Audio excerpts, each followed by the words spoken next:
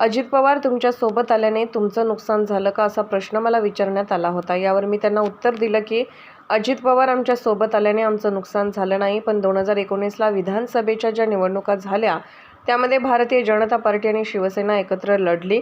लोक आम्हाला बोलले की तुम्ही पुन्हा एकदा सरकार बनवा। बाळासाहेब ठाकरेंनी कधीही काँग्रेसची युती केली नाही।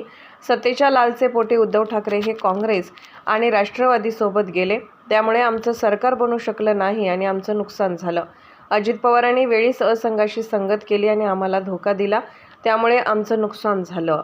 झालेलं आहे। नेमकं तुम्हाला काय म्हणायचं होतं यामध्ये? मी 3-4 चॅनलला आणि वर्तमानपत्राला स्पष्टपणानं सांगितलं। प्रश्न मला वर्तमानपत्रांना विचारला, प्रश्न मला चॅनलवाल्याने विचारला की अजित पवार तुमच्या सोबत आल्यानं तुमचं नुकसान झालं का, अशा प्रकारचा प्रश्न विचारल्यावर मी त्यांना उत्तर असं दिलं की अजित पवार आमच्या सोबत आल्यानं आमचं नुकसान नाही झालं, पण 2019ला ज्या काही विधानसभेच्या निवडणुका झाल्या त्या निवडणुकीमध्ये भारतीय जनता पार्टी शिवसेना एकत्र लढली आणि जनादेश दिला लोकांनी आम्हाला की तुम्ही पुन्हा एकदा सरकार बनवा आणि बहुमत दिले लोकांनी।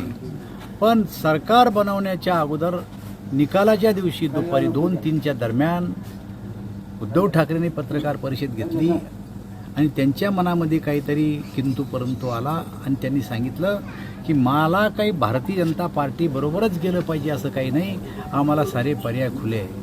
ज्या सरसेनापती बाळासाहेब ठाकरेंनी काँग्रेस आणि राष्ट्रवादी काँग्रेसच्या विरुद्ध राजकारण केलं, त्यांच्या विचाराशी कधीही सहमत होऊ शकले नाही, त्या बाळासाहेब ठाकरेंनी कधीही काँग्रेसची युती केली नाही। काँग्रेसची युती करू नका अशा सूचना असताना सुद्धा सत्तेच्या लालचीपोटी उद्धवजी ठाकरे साहेब हे काँग्रेस आणि राष्ट्रवादी सोबत गेले आणि त्यामुळं आमचं सरकार बनू शकलं नाही।